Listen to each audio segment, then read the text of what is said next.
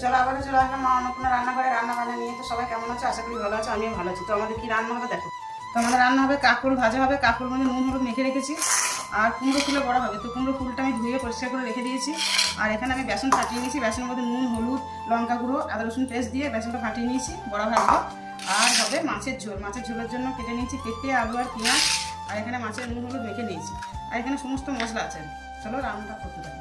কাঁকরোল ভাজার জন্য কড়াই বসিয়ে দিয়েছি, কড়াই তেল দিয়ে দিয়েছি, ফোড়নে দিয়ে দেবো কালো জিরা শুকনো লঙ্কা, দিয়ে দেবো কাঁকরোলগুলো,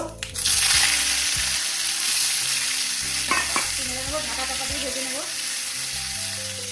নেড়ে নেবো, মাঝে একবার নেড়ে দিয়েছিলাম, কিছুক্ষণ হবে, আবারও ঢাকা দিয়ে দেবো। আমার কাঁকরোল ভাজা হয়ে গেছে, নামিয়ে নেবো। কাঁকরোল ভাজা তেলের মধ্যে তেল আরও দিয়ে দিলাম, মাছটা ভেজে নেবো। মাছটা এক সাইড হয়ে গেছে, উল্টে দেবো, এটা ভেজে নেবো। তো মাছগুলো ভাজা হয়ে গেছে, তুলে নেবো। তো মাছ ভাজা তেল একটু কমিয়ে ওর মধ্যে ফোড়ন দিয়ে দেবো, জিরে সাদা জিরে দিয়ে দেবো, পেঁয়াজগুলো সবজিগুলো দিয়ে দেবো, হালকা করে ভেজে নেবো। কুমড়ো ফুলে বড়াটা ভাজবো, বড়া ভাজার জন্য কড়াই বসিয়ে দিয়েছি, কড়াই তেল দিয়ে দিয়েছি। তো দিয়ে দেবো কুমড়ো ফুলটা, এবার বেসনে চুজিয়ে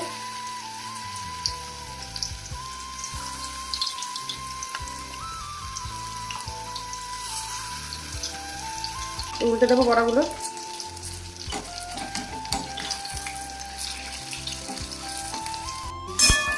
সবজিটা হালকা করে ভাজা হয়ে গেলে দিয়ে দেবো সমস্ত মশলাগুলো।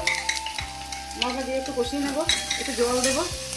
এখানে নুন ফুল সবই দেওয়া আছে মশলার মধ্যে। তো কুমড়ো ফুলে বড়া ভাজা হয়ে গেছে, তুলে নেবো। তোমার কষানো হয়ে গেছে, জল দিয়ে দেবো, জল দিয়ে ঢাকা দিয়ে দেবো। ঝোলটা একবার দেখে নেবো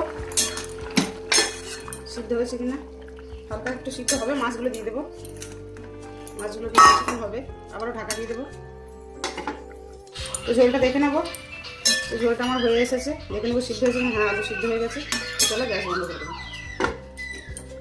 তো চলো বন্ধুরা, আমার রান্না বান্না হয়ে গেছে। তো দেখে নাও, প্রথমেই আছে ভাত, তারপর আছে স্যালাড, তারপর আছে কাঁকরোল ভাজা, তারপর আছে কুমড়ো ফুলের বড়া, আর আছে পেঁপে দিয়ে আলু দিয়ে মাছের ঝোল।